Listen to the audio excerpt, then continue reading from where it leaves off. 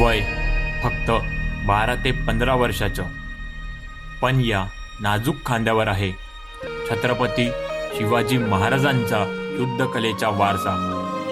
रोज सकाळी लवकर उठतात, अभ्यास करतात, घरची कामी करतात, शाळेत जातात, नंतर ग्राउंडवर घाम गाळतात, हाताला फोडं पडतात, पाय दुखतात, पण थांबत नाही. कारण त्यांच्या छोट्या मनात जगतंय एक मोठं स्वप्न जे त्यांना झोपूही देत नाही. कामठी तालुक्यातील या खैरी गावातील मातीमध्ये शाळा, अभ्यास आणि मग लाठीकाठी, दांडपट्टा, तलवार चालवतात. हसत खेळत सराव करतात या मुली. कारण त्यांना माहिती आहे स्वप्न मेहनतीशिवाय पूर्ण होत नाहीत. वो कहते हैं ना, मंजिल जितनी खूबसूरत होती है उसे पाने का रास्ता उतना ही कठिन होता है. इस कहानी में मैं अकेला नहीं, कुछ नए किरदार भी है और इस कहानी के मुख्य किरदार भी वही है. पर इस कहानी की शुरुआत यहाँ से नहीं बल्कि एक दिन पहले ही हो गई थी.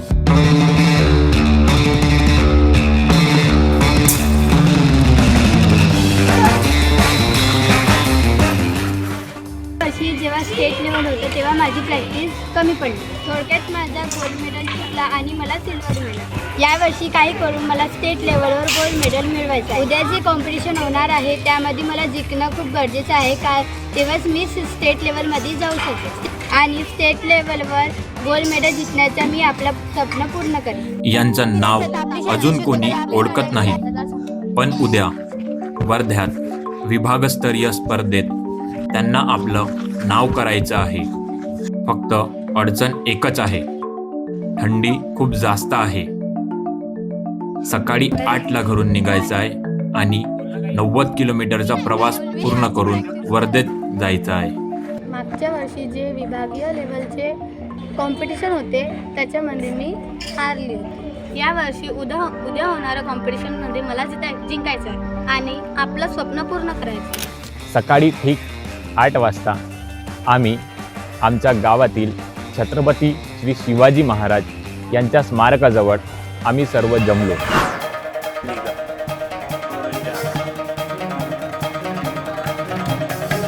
मनात एकच भावना होती, आज आमच्या मुलींचे स्वप्न पूर्ण होणार. सर्वांनी महाराजांचे आशीर्वाद घेतले, डोळे मिटवले आणि मनोमन प्रार्थना केली, आम्ही केलेल्या मेहनतीचे फळ भेटू द्या. काही मुली दंड्याला टेप लावत होत्या, त्यांचे हात थरथर कापत होते, पण चेहऱ्यावर ठाम निश्चय होता. काहींच्या डोळ्यात नर्वसनेस आणि एक्साइटमेंटची चमक दिसत होती. सकाळी 8ला निघायचं ठरवलं होतं, पण आमची गाडी 8:30ला आली. मनात भीती होती की वेळेवर आम्ही कॉम्पिटिशनच्या ठिकाणी पोहोचू की नाही. आज मुलांचं वर्धा इथे कॉम्पिटिशन आहे. सर्व मुलं एक्सायटेडसुद्धा आहे. लगेच काही वेळात इथून निघणार आहोत. 90 ते 100 किलोमीटरचा प्रवास आम्ही करणार आहोत आणि शालेय अष्टेटू विभागीय क्रीडा स्पर्धेसाठी आम्ही काही क्षणात इथून आमचा खैरी गावातून निघणार आहोत. चला, फायनली आपली गाडीसुद्धा आलेली आहे.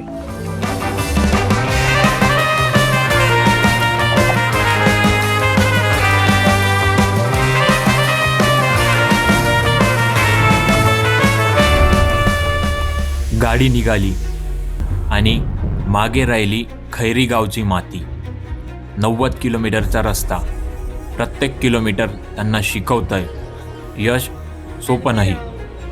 कारमध्ये गाणी गात, पण त्यांच्या डोळ्यातून समजतंय मनात उत्साह आहे, पण थोडीशी भीतीही.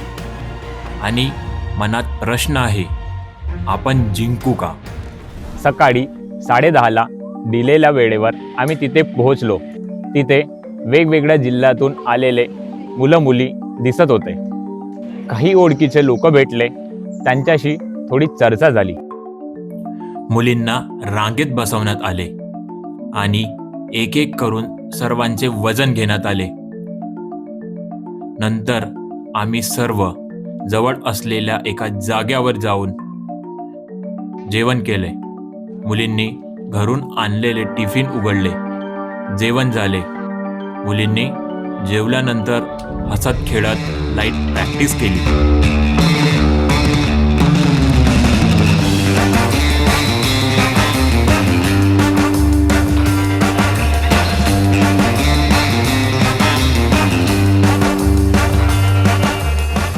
त्या जागेवर कॉम्पिटिशन होतं. आम्ही परत तिथे गेलो. कार्यक्रमाची ओपनिंग सेरेमनी झाली. आलेल्या पाहुण्यांचे भाषणबाजी झाली. यानंतर सुरू होणार होता खरी स्पर्धा, स्वतःला सिद्ध करण्याची खरी लढाई.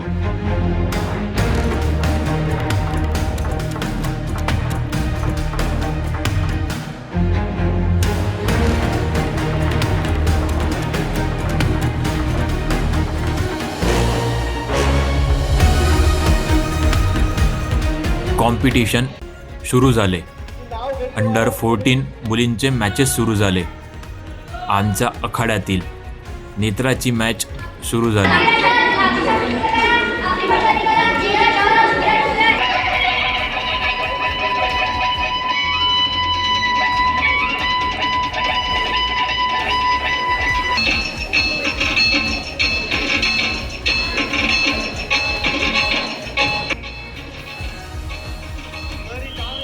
तिने खूप चांगल्याने खेळून थेट फायनल गाठली. नेत्राची फायनल मॅच आली. आम्ही सर्व एक्सायटेड होतो की एक गोल्ड मेडल येईल. पण मॅच सुरू झाली. 3 मुलींमध्ये फायनल सुरू होती.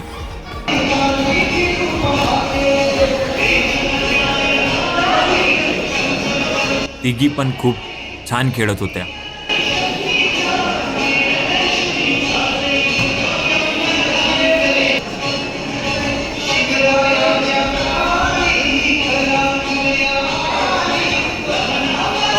रेफरीची सिटी वाजली. मॅच संपली. पण आमची नेत्रा मॅच हारली. तिचा 2nd नंबर आला. पुढे मानवी पण अंडर 40 मध्येच होती. पण तिची वेट कॅटेगरी ही वेगळी होती. मॅच सुरू झाली. तिने अफलातून खेळ केला. प्रत्येक गुणासाठी जीवाचा रान केला.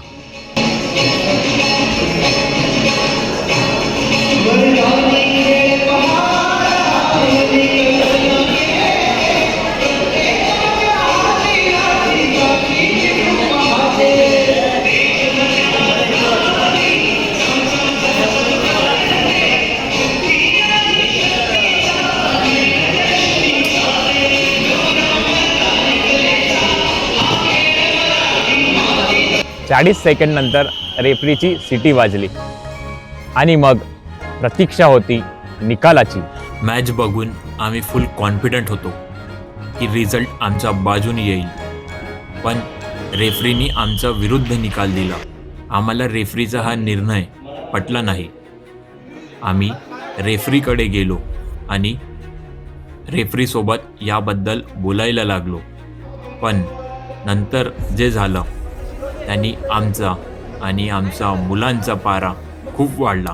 आम्ही रेफरीसोबत बोलतच होतो. तितक्यात रेफरी मागे बसलेला एक व्यक्ती बोलला. त्यांनी पैशाची भाषा केली. बोलायचं असेल तर आधी 1000 रुपये जमा करा. आम्ही त्यांना म्हटलं, नियमात याबद्दल लिहिलेलं आहे का? जर लिहिलेलं असेल तर आम्ही 1000 का 5000 भरतो. पण त्याने अरेरावेची भाषा केली. 10 मिनिटं वाद झाला. पूर्ण हॉल शांत होता. सर्व आमच्याकडेच पाहत होते. यानंतर आमच्या अजून 3 मॅचेस बाकी होत्या. आम्ही आपला एक पाय मागे घेतला. इतकं सगळं करूनसुद्धा रेफरीने त्यांचा निर्णय चेंज नाही केला. त्या क्षणी आम्हाला खूप राग आला, खूप दुःख झालं. पण आम्ही हार नाही मानली. वादविवाद नंतर आम्ही डोकं शांत करण्यासाठी हॉलचा बाहेर गेलो. तिकडे दुसऱ्या कोर्टवर अंडर 19 बॉईजच्या मॅचेस सुरू होत्या. यामध्ये आमचा विवेक वाघमारे हा मुलगा होता. बाहेर असतानाच आम्हाला त्यांनी केलेल्या कामगिरीबद्दल माहीत पडलं त्यांनी गोल्ड मेडल पटकावला ही बातमी आम्हाला समजली. या मेडलनी आमचा राग थोडा कमी झाला. नंतर अजून आमचा 2 मुलींच्या मॅचेस बाकी होत्या. अंडर 17 गर्ल्सच्या मॅचेस सुरू झाल्या. यामध्ये आमच्या 2 मुली होत्या. पण चांगली गोष्ट हे आहे की दोनही मुली वेगवेगळ्या कॅटेगरीमध्ये खेळणार होत्या. निधीची मॅच आली. तिने शेवटपर्यंत हार नाही मानली. तिचा खेळात तिची हिंमत दिसली. पण आमची प्रॅक्टिस थोडी कमी पडली. आमच्या अपोनेंटमध्ये जे मुलगी होती ते फार छान खेळली आणि निधी मॅच हारली. पण खरा जलवा तर आता या शेवटच्या मॅचमध्ये होणार होता. कारण गेल्या वर्षी स्टेट लेवल सिल्वर मेडलिस्ट चाहतची ही मॅच होती. मागच्या वर्षी गोल्ड मेडल हुकल्याच्या वेदना, आजच्या अन्यायाचा संताप सगळं तिचा मनामध्ये होतं. जेव्हा तिची मॅच सुरू झाली तिने इतकं जोरदार, इतकं भावनिक आणि इतकं परफेक्ट परफॉर्मन्स दिला की संपूर्ण हॉल स्तब्ध झाला. प्रत्येक गुण घेताना तिच्या डोळ्यात अश्रू आणि जिद्द दोनही होतं.